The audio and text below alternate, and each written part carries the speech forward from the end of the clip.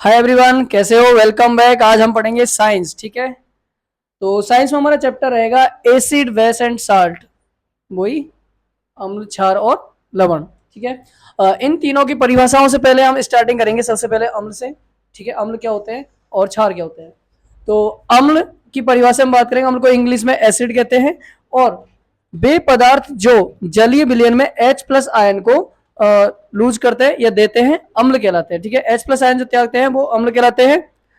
और अम्ल के अगर भौतिक गुणधर्म के बारे में बात करेंगे तो क्या क्या होता है, तो देखो, अम्ल जो स्वाद में है खट्टे होते हैं, अम्ल स्वाद खट्टे होते हैं। और अम्ल जो नीला लिटमस पत्र होता है उसको लाल कर देते हैं। ठीक है, इसके बाद में बात करेंगे अम्ल के रासायनिक गुणधर्म। अभी हमने पढ़े थे physical property of the acids, right. इसके बाद हम पढ़ने वाले chemical property of the acids, मतलब अम्ल के रासायनिक गुणधर्म। तो पहला होगा, अम्ल क्या करते हैं कि धातुओं से यानी मेटल से रिएक्शंस करके, अभिक्रिया करके लवण व हाइड्रोजन के गैस बनाते हैं। ठीक है, तो देखेंगे एग्जांपल H2SO4 जो कि किंग ऑफ केमिकल है, इट्स सल्फ्यूरिक एसिड, राइट। ये जिंक से रिएक्शन कर रहा है, जिंक एक मेटल है। तो क्या बनेगा, जिंक SO4 एंड सल्फेट से रिएक्ट करके क्या बन जाएगा, जिंक सल्फेट, और H2 हमारी गैस रिलीज हो जाएगी। जब ये साइन मिलता है मतलब गैस आपकी रिलीज हो रही है एनवायरमेंट में। फिर आएगा, अम्ल धातु के ऑक्साइड से अभिक्रिया करके लवण व हाइड्रोजन गैस बनाते हैं। ओके, तो सिंपल सी बात है, acids make salt and hydrogen gas by react with the metallic oxide. ठीक है, मेटलिक ऑक्साइड से रिएक्शन करते हैं और क्या क्या बनाते हैं, लवण और हाइड्रोजन गैस।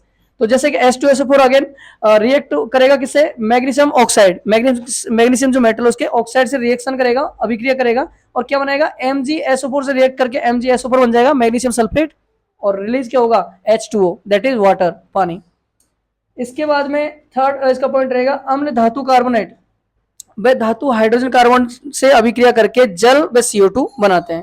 तो ध्यान रखें, धातु कार्बोनेट का मतलब मेटलिक कार्बोनेट, धातु hydrogen carbon, metallic hydrogen carbonate होता है, उससे रिएक्शन करके क्या बनाएगा, जल H2O and CO2, carbon dioxide बनाता है। एग्जांपल लेते हैं HCl, हाइड्रोक्लोरिक एसिड होता है। वो रिएक्ट किससे साथ कर रहा है, धातुकरण, मतलब धातु कौन है यहाँ पर, सोडियम, और उसका कार्बोनेट सोडियम कार्बोनेट। ठीक है, ये हमारा बन रहा है कैसे, देखो HCl अगर NaHCl से रिएक्शन करेगा तो Na और Cl की रिएक्शन हो जाएगी यहाँ पर, और बनेगा NaCl, that is sodium chloride. ये क्या होता है, खाने का नमक होता है, देसी लैंग्वेज अगर बात करें तो। और फिर से हमारा H2O हमारा रिलीज हो रहा है, ठीक है, यहाँ पर, और साथ में CO2 भी रिलीज हो रही है। नेक्स्ट एग्जाम्पल है H2SO4 रिएक्शन कर रहा है सोडियम बाइकार्बोनेट से Na2CO3। तो ये क्या करेगा, Na2 हमारा SO4 से रिएक्शन कर लेगा और Na2SO4 बन जाएगा।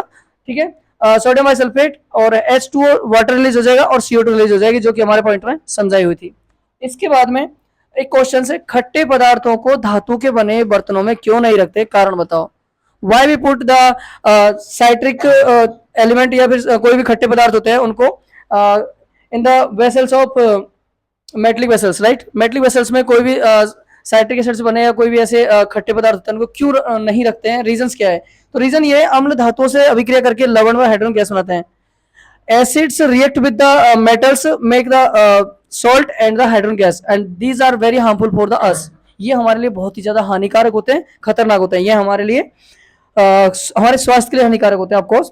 एंड धात्विक ऑक्साइडों की जो प्रकृति होती है वो क्षारकीय होती है, क्षारकीय मतलब बेसिक क्षारीय होती है।